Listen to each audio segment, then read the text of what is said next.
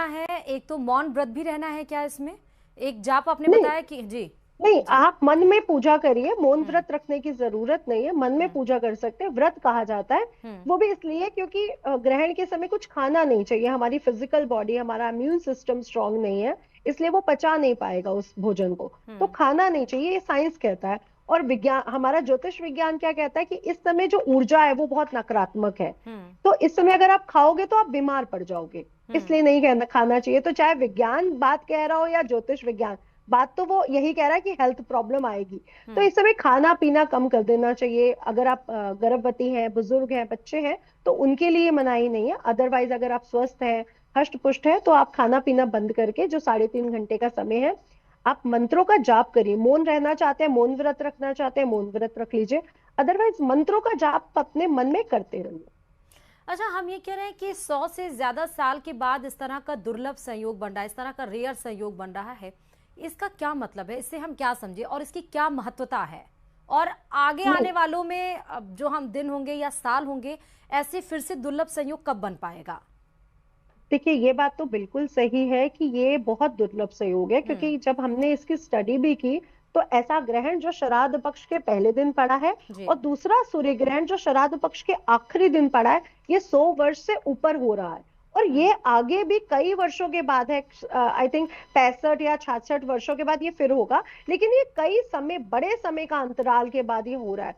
दूसरा श्रुति जी, ये 2025 में जो भी इवेंट्स हो रहे हैं, क्योंकि विक्रम संवत में सूर्य राजा सूर्य मंत्री होना, हमेशा एक प्लैनेट राजा होता है तो एक प्लैनेट मंत्री होता है, हम्म। ये चीज अनोखी थी। गुरु का अतिचारी होना, गुरु जब मार्गी होता है तो शनि रेट्रोग्रेड हो जाता है, वो मार्गी होता है तो वो रेट्रोग्रेड हो जाता है। ये कंडीशन इस समय बनना, नव के नवग्रह 2025 में चेंज हो जाना, तो हम्म। बहुत सी ऐसी चीजें बनी है जो बहुत अनोखी और अलौकिक भी हैं।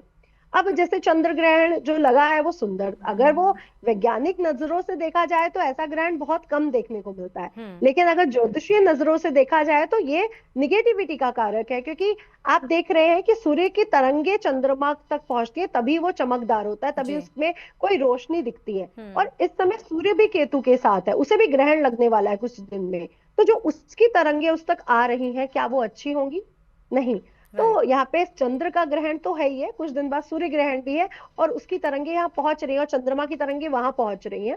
दोनों ही डाइवर्ट हो रही है एक दूसरे पे। तो ये जो इस समय रंगों का, तरंगों का जो खेल चल रहा है, वो नकारात्मक है, हमारे देश के लिए भी, मानव जीवन के लिए भी, और जो आपदाएं हैं प्राकृतिक उनके लिए भी। जी। जी। नित्शा जी, हम ये कह रहे हैं कि चंद्र ग्रहण जब समाप्त हो रहा है मध्य रात्रि में 1:26 पे, उसके बाद से घर का शुद्धिकरण, अपने आप का शुद्धिकरण, सामानों का शुद्धिकरण करना चाहिए, लेकिन ये पॉसिबल नहीं है, संभव नहीं है कि मध्य रात्रि में आप घर को धोएं या आप जाकर नहाएं। तो उस समय आप घर को, सामानों को और अपने आप को किस तरह से शुद्ध कर सकते हैं? जी, देखिए पहली बात तो श्रुति जी, 1:30 बजे ग्रहण खत्म हो रहा है, जी। लेकिन जब तक वो चंद्रमा राहु से अलग होगा, वो हाँ। डिग्री वाइज भी बढ़ेगा, वो 2:22 है, उसके बाद ही बेसिकली ग्रहण खत्म होगा। यानी रात के 2:30 बजे ग्रहण खत्म हो रहा है, 2:22 पर। अब देखिए 2:22 भी जो समय है बहुत स्पेशल है, वहां पे भी 222 यानी चंद्रमा की एनर्जी हमें दिख रही है। हम्म। अब अगर आप शुद्धिकरण की बात कर रही हैं, तो देखिए अब कोई स्नान तो नहीं कर सकता, ना ही कोई नदी स्नान में, गंगा सरोवर में भी नहीं जा सकता।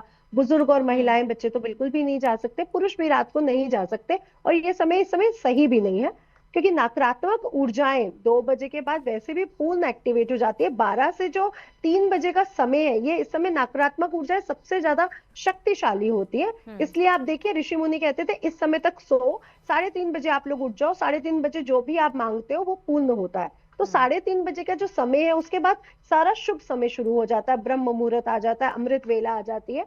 इसके पहले का समय जो वो नकारात्मक शक्तियों को प्रदान किया गया है।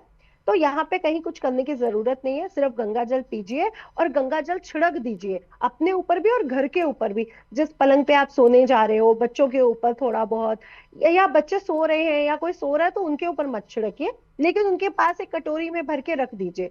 हम्म। ऐसा करने से भी आप उनको नकारात्मक ऊर्जा से बचा सकते हैं। जी। राइट। आपको कुछ खाना पीना नहीं, अच्छा कुछ जो सामान आपके घर में बच जा रहा है, कुछ खाने पीने की ऐसी चीजें हैं, उसका शुद्धिकरण कैसे किया जाए?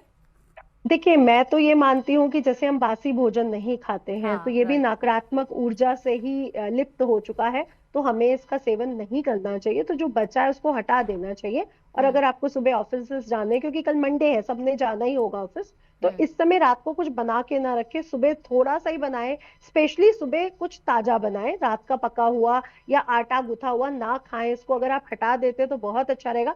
क्योंकि ये बात सच है, जो लोग खाएंगे वो भी अंतर देखेंगे, जो लोग नहीं खाएंगे वो भी अंतर देखेंगे कि हेल्थ इश्यूज आपको आएंगे। हमें हम्म। लगता है कि ये जो एक प्रतिक्रिया हो रही है वो तो आकाश मंडल में हो रही है, हमारे फ्रिज में, हमारे घर में इसका क्या वो मिलेगा। हम्म। लेकिन ये बात सच है कि आपके हेल्थ इश्यूज आते हैं। इसलिए फ्रेश आटा गूंनिए, फ्रेश सब्जी बनाइए, रात का जो भी बचा कुचा है उसको मत खाइए। अब जैसे दूध है जो बच्चों के लिए हमें सुबह भी चाहिए होगा, चाय में चाहिए होगा, कई बार सुबह दूध हमें नहीं मिल पाता है, तो आप उसमें तुलसी पत्र डाल दीजिए, क्योंकि दूध गर्म हो रहा है, दूध को दोबारा उबाला जा सकता है।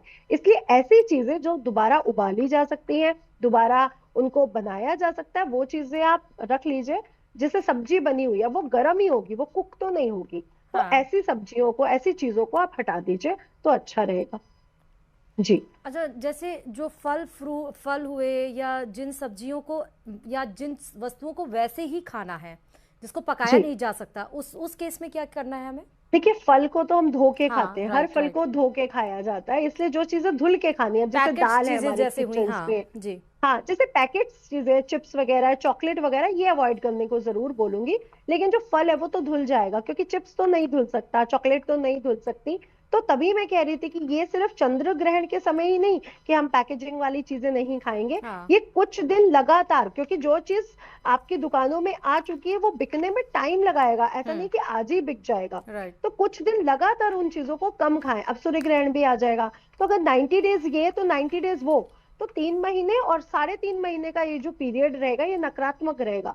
तो जो पैकेजिंग चीजें हैं उसमें भी तो उसकी ऊर्जा गई होगी, हम्म। क्योंकि पूरी पृथ्वी पे वो एनर्जी का संचरण है। हम्म। अगर कहीं पे चंद्रमा पूर्णमासी के दिन समुद्र में अपने आप ज्वार भाटा आता है, कोई हम लोग लेने नहीं जाते कि पानी की वो कैसा है, या हमारी मानसिक स्थिति बहुत कमजोर हो जाती है। मैंने आपके पहले भी आपसे कहा कि ये तो लोग कमेंट करके बताएंगे कि हमारी मानसिक स्थिति आज बहुत हाई रही या बहुत लो रही। राइट। तो बहुत ज्यादा न्यूट्रल लोग आज फील नहीं करेंगे, क्योंकि चंद्र हाँ। को ग्रहण लग रहा है, मन को ग्रहण लग रहा है। कोई बहुत ओवर कॉन्फिडेंस में काम करेगा, किसी का बिल्कुल लो कॉन्फिडेंस हो जाएगा।